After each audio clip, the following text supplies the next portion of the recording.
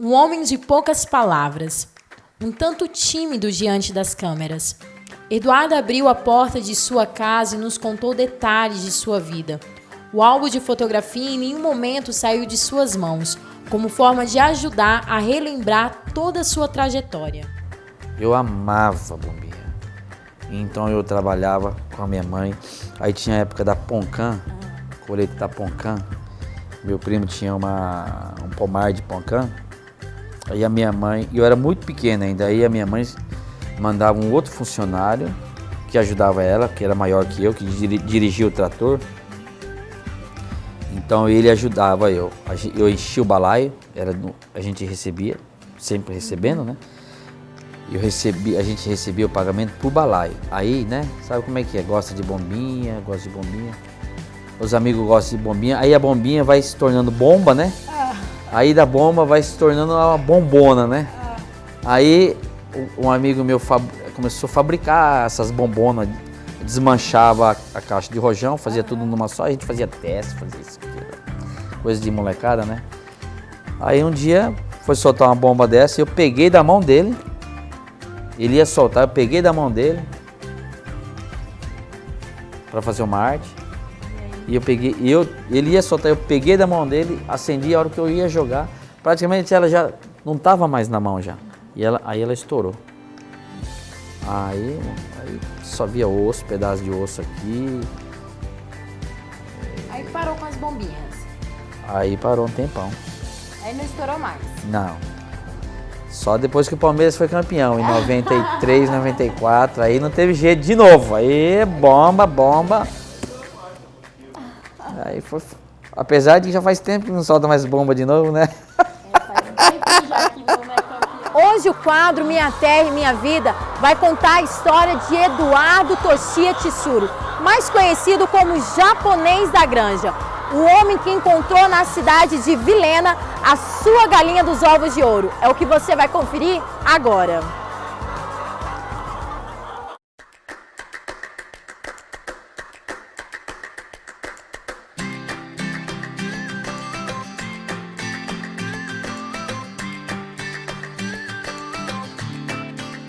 Uma vez ouvi um provérbio japonês que dizia: as dificuldades são como as montanhas, elas só se aplanam quando avançamos sobre elas. Eduardo não teve medo de avançar. Saiu de perto de sua família para investir em seus sonhos. Descendente japonês, teve uma infância simples, porém cheia de tradições. Meus pais, meu pai e minha mãe vieram do Japão, solteiro. Meu pai veio com a família dele, né? Óbvio, com o pai dele, porque o tio dele já estava aqui no Brasil. Primeiro veio o tio do meu pai. E depois de algum tempo, já estabelecido, aí veio o meu tio-avô, no caso, chamou o meu avô para vir para cá também. E o meu tio-avô já tinha uma pequena granja aqui. E o meu avô começou com uma granja em Bastos. Começou com uma granja e meu avô, meu pai, na época era cooperativa, né? Na época eram cooperados, né? Não eram assim particulares, né? Não eram individuais, né? Eram em sistema de cooperativa porque era muito difícil para mandar o ovo para São Paulo, era 550 quilômetros na época, né? Era até uma boa parte era estrada de chão ainda, então era muito difícil. Então era no sistema de cooperativa. Depois ele se tornou independente. E da avicultura comercial, que é de postura, né, que é de produção somente de ovos, ele partiu para a criação de matrizes. Que aí ele já começou a vender pintainhos, tanto pintainhos de corte, como pintainhas comerciais, que é para ovos. Isso foi em 72 na época. É uma época assim que meu tio fala assim para mim que meu pai, ele não sabia falar português e precisava fazer o financiamento. E ele foi para Marília na época, na regional, que era do banco, né, na época. Aí ele falou: não, japonês, você, assim, um projeto desse, você precisa ir lá para a matriz. A matriz era no Rio de Janeiro.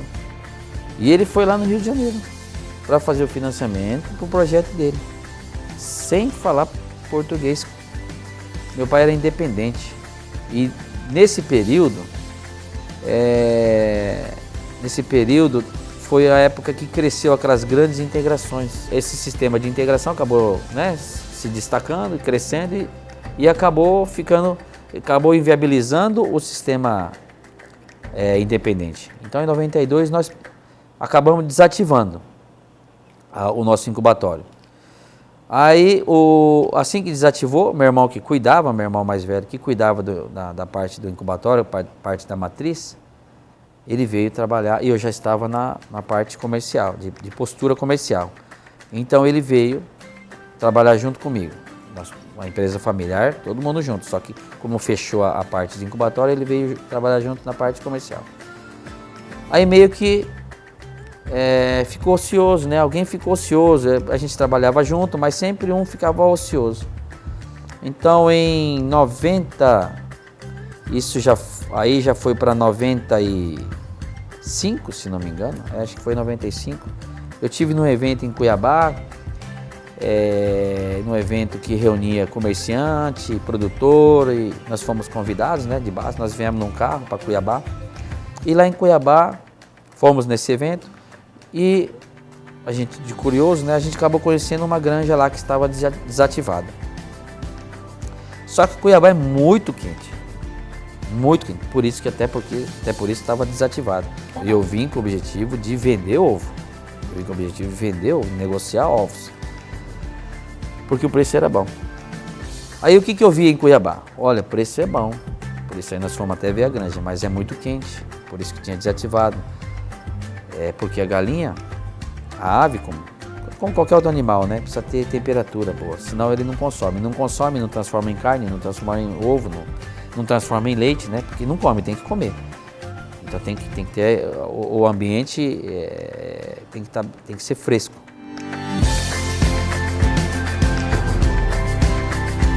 Aproveitei uma viagem, um feriado, um granjeiro amigo nosso que produzia ovo também em Bastos, vendia ovo para Porto Velho.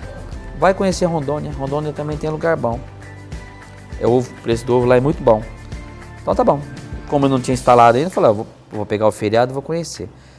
Aí parei em Vilhena, muito bom, cidade muito boa. Vilhena ainda era uma cidade pequena, né? Vilhena na época tinha 35 mil habitantes. Hoje nós temos quase 100 mil, né? Mas na época era 35 mil habitantes. Mas a gente via uma oportunidade, porque a cidade era boa, né? É uma cidade na entrada da cidade, posto fiscal. Mas aí eu segui para acabar de conhecer, porque eu falei, eu vou até no Acre, eu vou conhecer até Rio Branco. E eu fui conhecendo. Aí voltei para cá, porque eu vi que para lá, para cima é tudo quente, muito quente. E que Vilhena realmente era a cidade que tinha um clima melhor para isso daí, em Vilhena. Então aí eu mudei de Sinop na hora. E outra coisa, a cidade é muito bonita aqui, cidade planejada, né? Na época já era rua larga, né? As ruas largas, planejadas, uma rua plana, né? As ruas planas, cidade plana. Eu cheguei aqui, morando no hotel. Você morou quanto tempo no hotel? Eu não aguentei morar mais do que 18 dias. Só 18 dias. Mas aí nós alugamos, eu aluguei uma casinha, porque na época eu trouxe o carpinteiro junto. Porque nós tínhamos a gente começou a montar um sistema de barracão, chama barracão americano, que é um barracão diferente do que a gente fazia lá, do que a gente tinha lá na época. E aí a gente trouxe esses carpinteiros que já tinham construído esse tipo de barracão. Tanto que, na verdade, construiu acho que 4 barracões, depois nós pegamos o pessoal daqui, que aí já tinha o modelo, né? Mas para fazer esses primeiros, então eu morava junto com os carpinteiros e com os ajudantes. Isso em 98. Mas aí foi muito difícil, porque lá a gente já tinha uma estrutura, né? Mas enfim, aí tive que comprar, desde chave de fenda, martelo, prego, tive que comprar tudo, coisa que não estava acostumado, porque lá já tinha tudo. E para continuar comprando, para comprar telha, cimento, material mais de valor maior, até porque como a gente estava iniciando era muito difícil, né? O pessoal não conhecia a gente, então eu tive que ir loja por loja, eu estou vindo para cá, estou mudando de São Paulo, vou construir uma granja, e eu fui conversando loja por loja. Foi a receptividade dos vilinenses? Foi muito boa, porque a gente vindo de fora, ninguém conhecendo, acho que foi daí que também até surgiu o japonês da granja, japonês está fazendo granja, tem um japonês fazendo granja, tem um japonês fazendo granja, e era conhecido como japonês, não era Eduardo, era japonês. Eduardo sempre teve uma visão de empreendedor.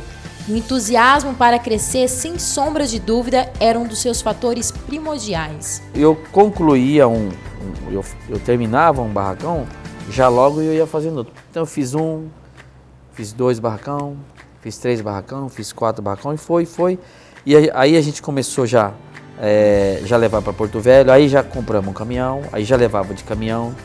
Aí eu comecei a contactar os atacadistas, que lá eu não faço o varejo, lá eu só faço o atacado. E eu fui entrando nesse mercado, porque era mais fácil. Porque a gente consegue produzir melhor, porque produzido aqui, obviamente, que vai ser sempre melhor do que o produzido no Paraná. E a gente foi ganhando cliente, e assim que a gente foi de certa forma crescendo.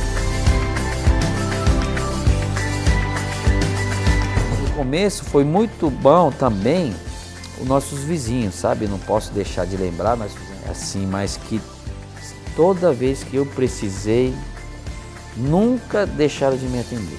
E também na época, como a gente não tinha a recria, a cria e a recria, a gente trazia as frangas, as galinhas já recriadas de São Paulo. Então vinha aquele 2 caminhão de franga e só tinha eu. Aí eu ligava pro meu vizinho já na hora, meus vizinhos vinham e ajudavam a gente a descarregar. Então eles foram muito importantes pra gente. O Cicobi, eu acho que nós entramos nesse banco a convite, né, de amigos também. E o que a gente viu? Na verdade, o Cicobi, ele não é somente um banco, ele é o nosso banco. Né? Se você quer ter um banco, torne-se cooperado do Cicobi.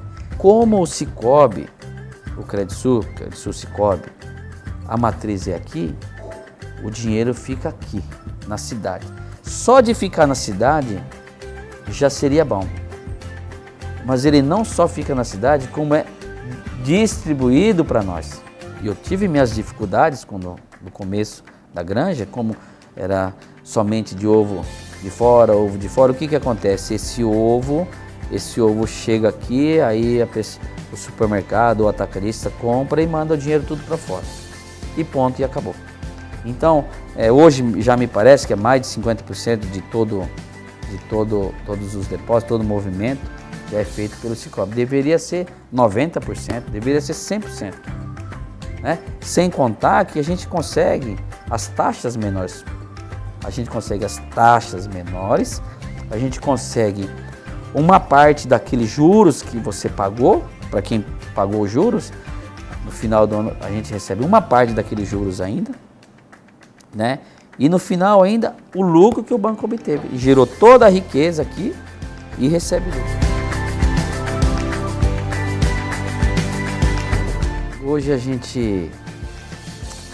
Hoje o destaque, né? O noticiário, quando abre o jornal, todos os jornais, né? É política e de forma negativa. A gente não vê nenhuma notícia de forma positiva em relação à política. Isso, né, desde Brasília, né, a nível de estado, a nível de município, né? E eu tinha uma ideia de poder contribuir, né, na política, de alguma forma, se eu pudesse contribuir, eu tinha essa ideia de dedicar. Mas aí surgiu essa oportunidade, a gente vê aqui na cidade o que aconteceu. Um vai, outro não vai, e ninguém tem coragem. Eu coloquei o meu nome à disposição, né? E a política, eu vejo que é de momento, né? Então, eu falei, de repente pode ser um momento. Eu coloquei o meu nome à disposição do partido. A gente não é político, então as pessoas querem pessoas que não são políticas, né? E a coisa foi crescendo e está no estágio que está hoje, que nós praticamente conseguimos viabilizar a nossa pré-candidatura, né? Eu não sou político, eu tenho profissão, né? O que eu quero? Eu quero contribuir, né? A minha estada na política, ela é passageira. Eu tenho profissão, eu tenho que voltar para a minha profissão, né? Eu tenho que, nesse período que a gente, né, se vier a se afastar, né, minha esposa vai ajudar, vai assumir, vai tomar conta, que ela já me ajuda, já hoje no dia a dia, então eu acredito que ela não vai ter dificuldade, mas eu tenho profissão. Então um dia eu preciso voltar para cuidar da minha granja.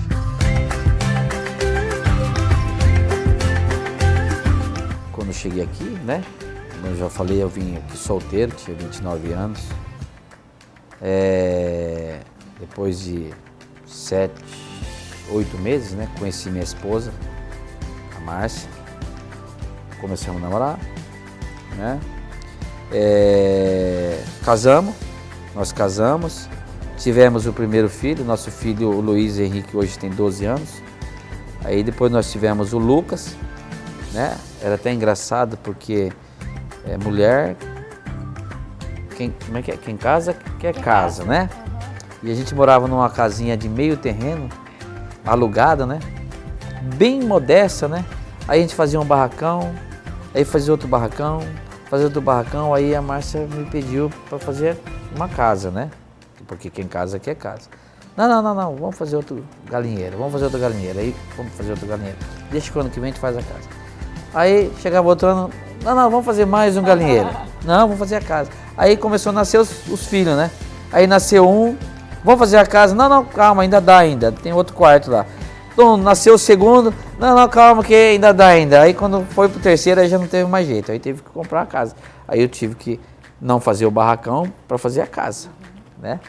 Aí continuamos fazendo os barracões ainda. Aí hoje nós temos 4 filhos, que é o Luiz com 12, o Lucas com 8, Maria com 6 e o Lorenzo com 3 anos. O nosso caçula, né? Educação para... Tanto que, obviamente, que é cultural, né? Mas no Japão, você sabe que o maior índice de suicídio de jovens é no Japão. Por quê? No Japão é uma questão de honra, né? Não só para os pais, mas para os filhos estudarem. Então, quando o filho repete de ano ou perde ano, ou alguma forma o que acontece? Ele, entre aspas, ele envergonha a família, né? Então, ele tende a praticar o suicídio por causa disso, porque ele envergonha, ele não quer envergonhar a família. A gente já viu até político, né? Não é assim? Já vimos político que se matou, né, no Japão, porque ele envergonhou o país, envergonhou a família. Então, lá nós temos essa cultura lá. Eu falo nós porque meus pais, né, eram e eu morei lá, né? E até, né, assim, uma curiosidade, o professor é a única pessoa que o imperador abaixa a cabeça. É o professor. Para você ver como que não só a figura do professor, mas como é a educação, né? A educação na escola lá. Ela é respeitada, ela é vista dessa forma. E o senhor me disse vários momentos importantes na sua vida, né? Como abrir a sua própria empresa, né? Então, casar, ter os seus filhos. Se o senhor pudesse definir em poucas palavras a pessoa do senhor, quais seriam essas palavras? A nossa família, a família Tsuru, é uma família de, digamos assim, de aventureiro. Aventureiro no sentido de buscar coisas novas, né? De enfrentar desafios, né?